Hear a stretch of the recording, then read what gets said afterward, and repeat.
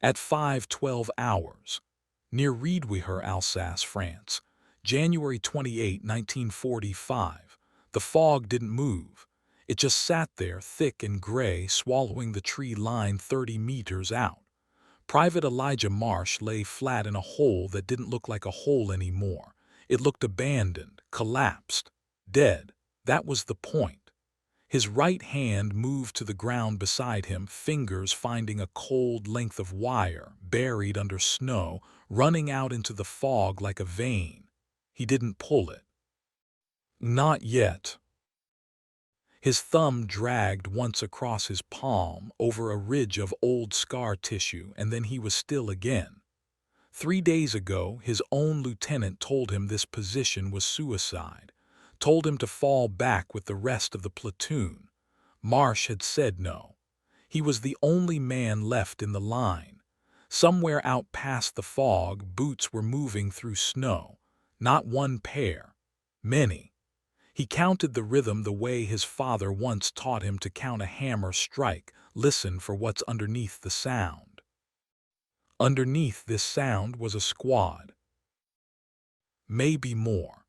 He had 4 rounds left in the weapon across his knees, a rifle that didn't exist in any army manual, built from 3 different guns and 1 dead man's spare parts.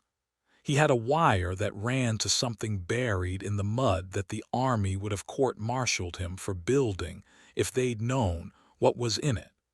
And he had 1 hand that remembered exactly what it felt like to be burned. 20 men were about to walk into a hole they thought was empty. Nobody back at battalion knew what he'd built here. Nobody knew why he built it this way or what it cost him to learn how. That story started somewhere else, a long way from this fog, 4 years and 4,000 miles back in a forge that smelled like coal smoke and hot iron. But right now in the fog at 5:12 hours, all that mattered was the wire under his fingers and the sound of boots getting closer. He didn't move. He waited. What happens in the next 11 minutes would end up in exactly 1 official report, and it would leave out almost everything that mattered. Like, share, and subscribe if you want to know what he built in that hole. To understand what was about to happen in that foxhole, you need to understand what Private Elijah Marsh was not supposed to be doing at all. 6 weeks earlier, Marsh was a truck driver, Quartermaster Corps, one of thousands of black soldiers keeping the Red Ball Express running, fuel, ammunition, rations, hauled at speed down shattered French roads while white infantry did the fighting up front. That was Army policy. Not his choice. The Army did not put black soldiers in rifle companies. Not in 1944. Not by design. Then the Ardennes happened. The German counteroffensive tore a hole through American lines that cost close to 100,000 casualties in 6 weeks. The infantry was bleeding out faster than replacements could be trained.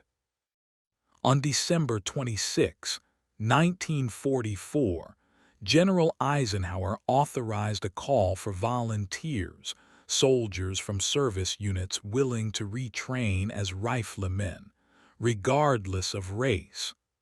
Over 4,000 black soldiers answered that call. Many took a reduction in rank to do it. Marsh was one of them. By late January, he'd been retrained, reassigned, and attached as a replacement rifleman to a white infantry company fighting to close the Colmar Pocket, the last German foothold west of the Rhine. 9:30 hours, January 25, 1945. Marsh's new company commander looked at his transfer papers, then at him, and said nothing for a long moment. Then, "Try not to get anybody killed." That was the entire welcome. The tactical picture was worse than the welcome. The company held a thinly manned line east of Riedweher, undermanned, undersupplied, facing a German force still fighting hard to keep the Rhine crossing open. Intelligence estimated a reinforced platoon-strength probe was likely within days. The company had exactly one functioning bar, a scattering of M1 Garand, and ammunition rationed to the round. Enemy POV, HAUPTMANN KURTLINDMANN, Colmar Pocket Sector, January 26, 1945. Lindemann reads the reconnaissance report twice. An American line, undermanned, badly positioned near Riedweher.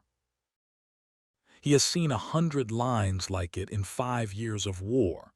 He tells his adjutant to note the position for the next push, nothing more. Americans always overextend when they are tired, he says, folding the map. This will not take long. He does not write the name of the unit down. There is no reason to yet. Marsh's own squad leader made it clear where he stood 2 days after Marsh arrived. In front of 6 other men, he said Marsh's transfer was a favor nobody asked for, and that he'd believe it when he saw it. Nobody in the squad corrected him. That night, Marsh found his bedroll had been moved to the coldest corner of the barn they were using for shelter. Nobody admitted to moving it, and nobody offered to switch. He said nothing and slept where they put him.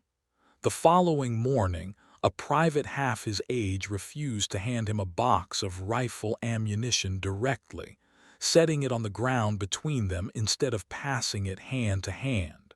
Small things, none of them worth an official complaint.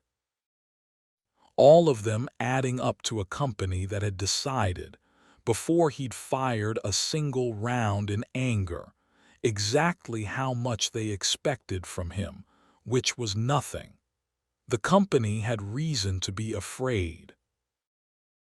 Across the Colmar Pocket, German forces were fighting with the particular desperation of men defending their last foothold west of the Rhine.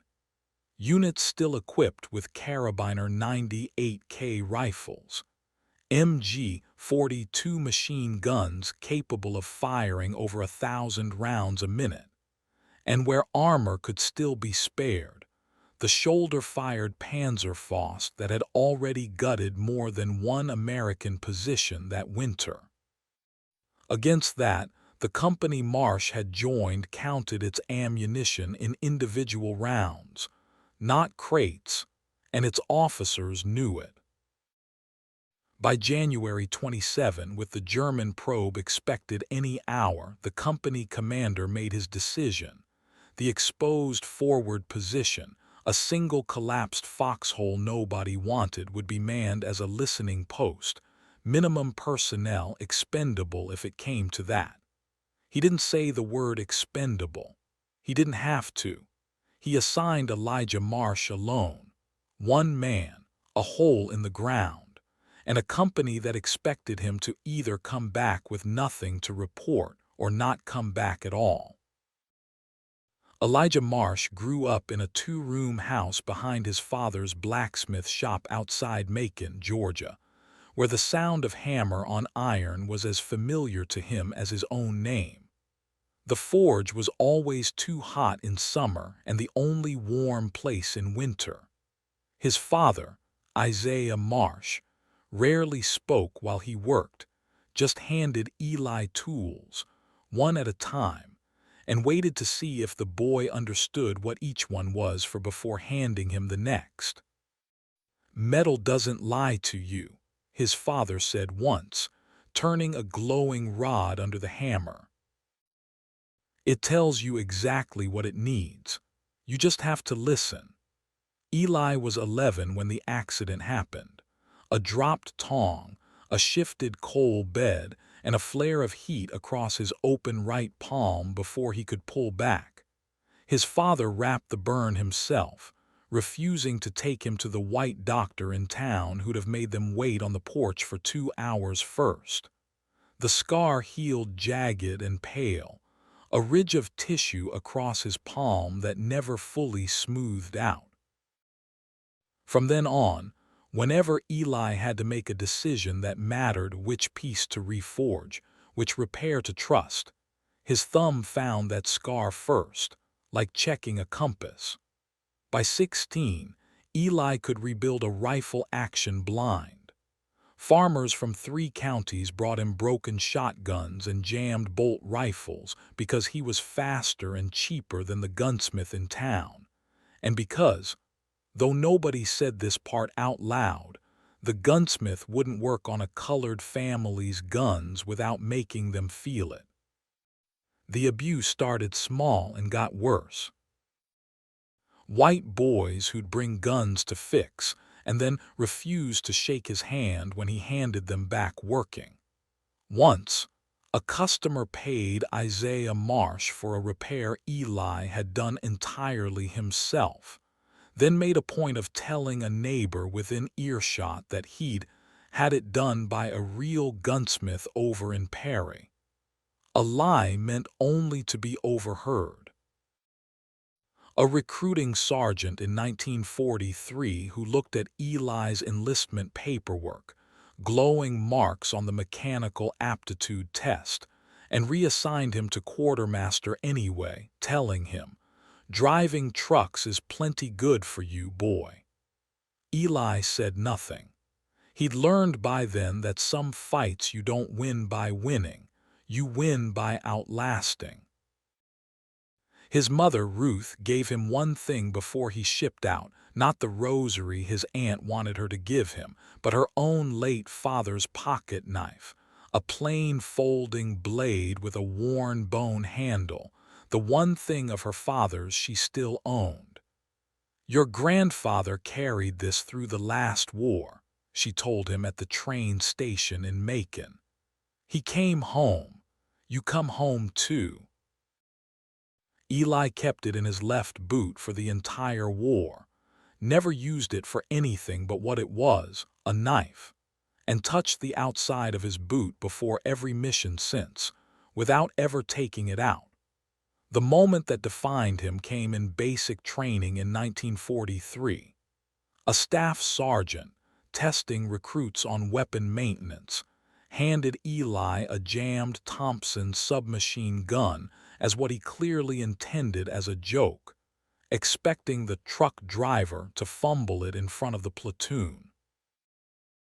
Eli field stripped it, identified a worn bolt return spring in under 90 seconds, improvised a fix using a spring cut from a spare bar magazine follower, and had the weapon firing again before the sergeant could say a word. The platoon went quiet. The sergeant never joked with him again. He also never apologized and never recommended him for anything beyond his quartermaster assignment. Recognition, when it came at all, came in silence. There was another moment, smaller, that Eli never told anyone about until decades later. The week before he shipped out for Europe, his father took him back into the forge one last time, not to work, just to sit. Elijah Marsh pulled 2 stools up to the cold anvil and set a cup of chicory coffee in front of his son, and for a while neither of them said anything at all.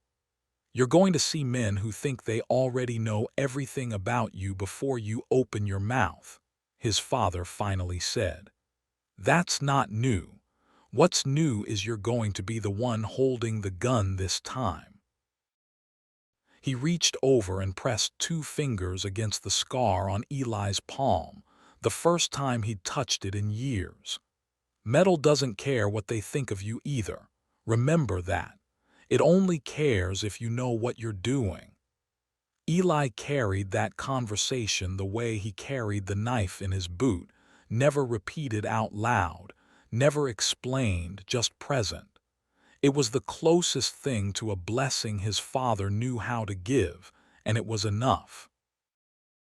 That instinct, take what works from one weapon, marry it to what's missing in another, and trust the metal over the men standing around it, would matter more than anyone in that basic training class could have guessed. 11:40 hours, January 27, 1945. Marsh moved into the forward position alone, carrying his M1 Garand, 40 rounds, 2 days of rations, and nothing else the company could spare. By 1400 hours, he understood exactly how badly undermanned the position was. The Foxhole sat on a slight rise with almost no cover, facing open ground that any competent officer would use as an approach lane. He had no wire, no mines, no support weapon. If the probe intelligence had described came at him directly, 40 rounds would last him under 2 minutes. His first attempt to improve the position failed badly. He tried reinforcing the forward lip of the hole with frozen branches and packed snow. By 1620 hours, the freeze-thaw cycle had already begun collapsing it. He tried again with a second layer, driving stakes cut from a fallen pine into the frozen ground, and split 2 of them on impact, the wood too brittle in the cold to hold. He was going to die in a hole that couldn't even hold its own shape. By 1655 hours, the cold had found its way into his boots despite 2 pairs of socks, and his toes had gone from aching to numb, which he knew from his father's stories about a hard Georgia winter was the more dangerous of the 2. He flexed them inside the leather every few minutes, forcing blood back in, refusing to let frostbite take him before the Germans had the chance to. At 1730 hours, word came by runner. The company was pulling back its center to consolidate the line before dark. Marsh's position, too exposed to relocate quickly, was left in place. Nobody came to get him. His squad leader, passing the order down, didn't send a man to confirm Marsh had heard it. He simply assumed someone else would. Nobody did. Marsh found out he'd been left alone only when full dark came and no relief arrived. By 2100 hours, temperatures had dropped well below freezing. His hands were losing feeling faster than he could work them warm. He hadn't eaten since the ration bar at 1400 hours. His stomach had stopped complaining and gone quiet, which scared him more than the hunger had. Then, at 2240 hours, he found the dead man. A soldier from a scout patrol killed 2 days earlier and never recovered, half buried in snow 40 meters from the Foxhole, an American from another company not his own. The man had died carrying a bar, a full ammunition belt, and improbably a satchel with a German Panzerfaust warhead a patrol must have captured intact and never reported. This is the moment. Marsh took the bar. He took the ammunition. He took the Panzerfaust warhead. He did not carry the body back. He did not report the find. He knelt beside the man for a moment first, not out of hesitation, but because some instinct from his father's forge told him you didn't take a tool from someone, living or dead, without acknowledging it. He didn't know the man's name. He never would. He told himself he'd note the position later if there was a later, and he never did. The report on that missing scout patrol soldier would list him as unrecovered, cause of death unconfirmed, for the rest of the war. Marsh never spoke of finding him. Not that night. Not after. He built through the night with hands that barely worked. He had 3 weapons now, his M1 Garand, the dead man's bar, and a captured carabiner 98K.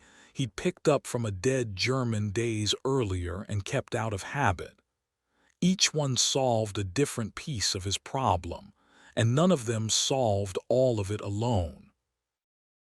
The Garand hit hard and hit accurately at range, but its 8-round en-bloc clip meant a reload every 8 shots, a gap of 2 or 3 seconds that could be the difference between living and not, if 20 men came at once. The bar held 20 rounds a magazine and could lay down sustained fire longer than anything else he had, but it was heavier, slower to bring to bear, and its barrel heated fast under continuous fire. The carabiner had nothing left to offer him mechanically. Its bolt was bent from whatever had killed the German who'd carried it, but its stock wood was still sound, straight-grained, and better suited to cold-weather handling than the Garand's, which had started to crack along the receiver channel from the freeze. By 2350 hours, working mostly by feel in the dark, he'd made his decision. Strip the bar's 20-round box magazine housing and the operating mechanism that fed it, and marry that feed system onto a modified Garand receiver, using the sound carabiner stock to house the whole assembly. He worked with the dead German's bayonet as a hand file, filing the Garand's receiver rails down by fractions of a millimeter at a time, testing the bar magazine's fit after every pass. His fingers, half numb, misjudged the depth twice. The magazine jammed solid both times, and both times he had to back the file out and start the pass again, knowing every wasted minute was a minute closer to dawn and whatever was coming with it. At 1:15 hours, the third fit held.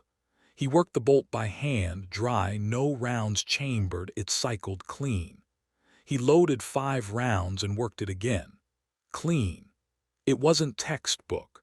No armorer in the U.S. Army would have signed off on it. But it gave him a semi-automatic rifle with roughly 2.5 times the sustained fire of a standard Garand, the accuracy of the Garand's proven barrel and sighting system, and cold-weather reliability borrowed from a rifle built for exactly this kind of winter. It solved his exact problem: too few rounds, too much open ground, and no time left to reload if the estimate of 20 men turned out to be right. At 1:40 hours, his thumb found the scar on his palm as he worked the last file pass smooth, the dead man's boot knife still against his ankle, untouched. Something steadied in him. He kept working. Between 200 and 400 hours, he ran the emotional math the way he'd once run a mechanical one, piece by piece, no shortcuts. He thought about the squad leader who'd left him without confirming the withdrawal order. He thought about the dead scout patrol soldier whose weapon he'd taken and whose body he'd left. He thought, briefly and without meaning to, about giving up, just walking back toward the company lines in the dark and letting whoever found the position first make the call for him. He didn't do it. He never fully understood later why he didn't. It wasn't courage exactly. It was closer to stubbornness, the same stubbornness that had kept him filing a jammed receiver rail for the 3rd time after 2 failures, when quitting would have been so much easier than trying again in the cold. Enemy POV. HAUPTMANNKURTLINDMANN. Forward Command Post, January 28, 1945. 300 hours, a runner reports the forward American line has thinned to almost nothing near the rise east of WWII, one position, possibly abandoned. Lindemann orders a reinforced squad, 20 men, to clear it and push through before dawn. It should take 15 minutes. He does not think about it again until the runner returns 3 hours later with no report at all. Only silence on the radio net where a routine confirmation should have come. By 4:30 hours, Marsh had rigged the Panzerfaust warhead as a command-detonated charge, wired to a trip mechanism buried under snow at the tree line 30 meters out. A crude but effective kill zone triggered by his own hand, not by whoever stepped on it. The Foxhole itself, he deliberately let look collapsed and abandoned, dragging snow and debris over the forward edge, leaving his rifle just visible enough to suggest a weapon dropped by a dead man, not held by a living one. The men in his own company would later call it the dead man's foxhole because that's exactly what it was built to look like. At 5:12 hours he heard the boots. His hand found the wire. 5:13 hours. The first 3 men came through the fog in a loose line, rifles low, moving the careless way men move when they believe a position is already dead. Marsh's thumb pressed once against the scar on his palm. Then he pulled the wire. The charge went off under the tree line at 5:14 hours, and for 4 seconds the world was noise and white light and snow thrown sideways. 2 men went down immediately. The rest scattered, and scattered directly into the open ground Marsh had spent 6 hours calculating. He came up firing at 5:15 hours, the hybrid rifle in his hands doing exactly what he'd built it to do, guaranteed accuracy at range, bar-fed sustained fire, no reload gap at the moment it mattered most. 3 more men fell in under a minute. The Germans had expected an empty hole. They found a man who had spent all night making sure the ground itself would fight for him. At 5:18 hours it nearly ended. A German rifleman flanked wide, closed to 15 meters, and put a round through Marsh's left shoulder before he put the man down. He went to one knee. His offhand wouldn't grip anymore. For 3 full seconds, kneeling in the snow with blood soaking into his sleeve, Elijah Marsh thought about staying down. His hand found his boot instead, the knife he'd carried the whole war and never once used. He didn't draw it. He didn't need to. He just needed to feel it there, the way he'd felt it before every mission since Macon. Then he stood back up. By 5:21 hours, the last of the squad broke and ran for cover that didn't exist in the open ground he'd forced them into. 2 men tried to drag a wounded comrade back toward the tree line and Marsh let them go, tracking them in his sights for a full 2 seconds before lowering the rifle. He would never explain that choice to anyone either, not mercy exactly, not exhaustion exactly, just a decision made in less time than it takes to describe it. Stop. Look at what just happened. 3rd Platoon Sector near WWII, January 28, 1945, 0512-0521 hours. Before, enemy force, 1 reinforced squad, approximately 20 soldiers, standard infantry small arms and 1 MG-42 support gun, American forces at the position. 1 soldier, 1 hybrid composite rifle, 1 improvised charge, approximately 45 rounds of ammunition. After enemy casualties, 11 killed, 6 wounded and captured, 3 fled the sector, ground held. Forward listening post position, fully retained American company lines. Undisturbed, no breach reached the main position, ammunition expended. 41 of 45 rounds, time elapsed. 9 minutes. 1 man. 9 minutes. Sit with that. Enemy POV HAUPTMANNKURTLINDMANN. Forward Command Post, January 28, 1945. 600 hours. Lindemann stands over the map with the surviving squad's account in front of him, and none of it fits what he knows about war. One position. One weapon he cannot identify from the description. One man wounded who did not retreat. He tells his adjutant to strike the position from the next assault plan entirely.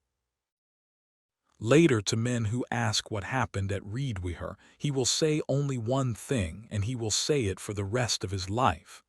There was a dead man in that hole. He was the only one still breathing. By 600 hours, the fog was starting to lift, and it was quiet in a way that felt heavier than the fighting had.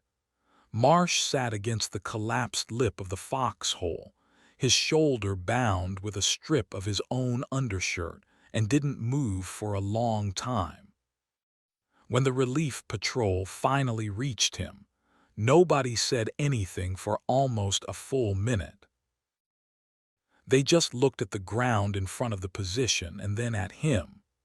The same squad leader who'd called his transfer a favor nobody asked for was among the men who arrived. He looked at the 11 dead Germans in the snow, then at Marsh's shoulder, then at the strange rifle across his knees that no armorer would have recognized. He didn't apologize. He didn't say anything close to it. He simply reached down, took Marsh's good arm, and helped him to his feet, the first time in 6 weeks he had touched him at all. If this section hit you, drop a like before we finish his story. The immediate result was simple, and almost nobody wanted to say it plainly. One replacement rifleman alone had stopped a reinforced squad from breaking the company's forward line at the exact hour the line was thinnest. The Colmar Pocket fighting continued for another 2 weeks before the pocket was finally closed at the start of February 1945. The last German force pushed back across the Rhine. Marsh's company commander recommended him for the Bronze Star. The recommendation was never approved. No official reason was given in writing. He received nothing beyond a verbal acknowledgement at a company formation, delivered in under 30 seconds with his name mispronounced.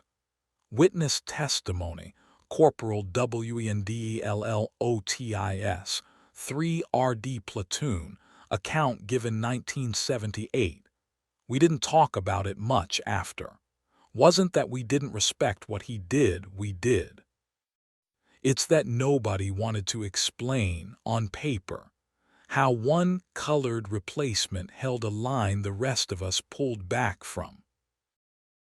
I remember his hands shook for 2 days after, but he never once said a word about being scared.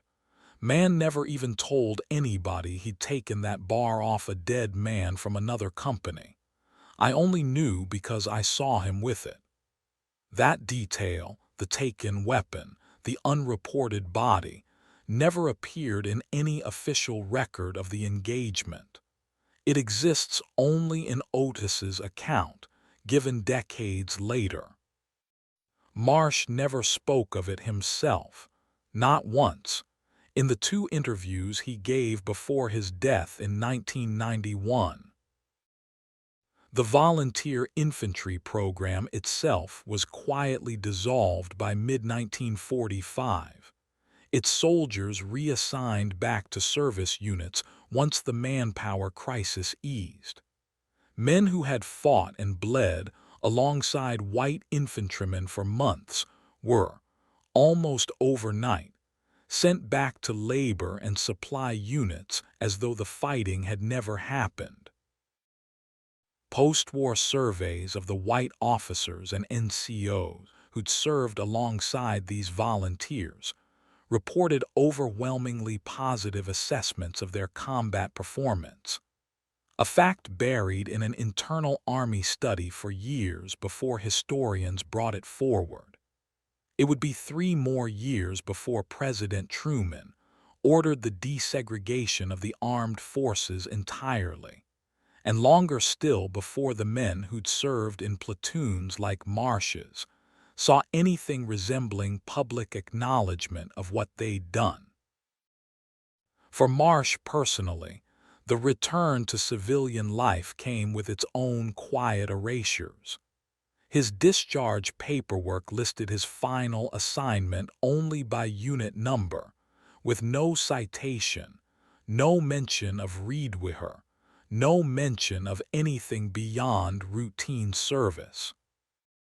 When he applied for a small business loan to expand his father's forge in 1947, the bank required 3 letters of recommendation from white citizens of good standing, a requirement not listed on the forms given to white veterans applying for the same program. He got the letters. It took him 4 months longer than it should have. Elijah Marsh went home to Macon in late 1945, reopened his father's forge, and ran it for another 30 years. He rarely discussed the war. When his grandchildren asked about his time overseas, he told them about the cold and almost nothing else. He never explained the scout patrol soldier. He never explained why he never reported the body. It sits unresolved in the space between what he did and what he never said. The pocket knife his mother gave him at the Macon train station stayed in his family, passed to his eldest son, then to a grandson who keeps it, unused, in a drawer to this day. Share this one. Stories like this don't get told enough. There are thousands of stories like this one still sitting in boxes at the National Archives, half-cataloged, waiting for someone to ask the right question about the right name. There is one thing the record does not show. 2 days after the engagement at WWII, a graves registration team recovered the body of the scout patrol soldier Marsh had found that night. But the bar and the ammunition belt were never accounted for in the recovery report, and no one ever asked Marsh where they'd gone. He never volunteered the answer. His grandson, the one who still keeps the pocket knife, says his grandfather went quiet every year on the anniversary of that week in January, and never once said why, even when asked directly. He died in 1991. He never gave an interview about that night specifically. Maybe it means nothing, or maybe it means everything. Churchill, addressing the House of Commons weeks after the Bulge fighting, called it the greatest American battle of the war. He wasn't thinking about a 9-minute fight in a collapsed foxhole near WWII when he said it. Almost nobody was. That's exactly the point. If this story found you, if this name meant nothing to you an hour ago, and now it means something, then leave his name in the comments. Just his name, nothing else. Let's build him a memorial right here in this comment section where history forgot to put one.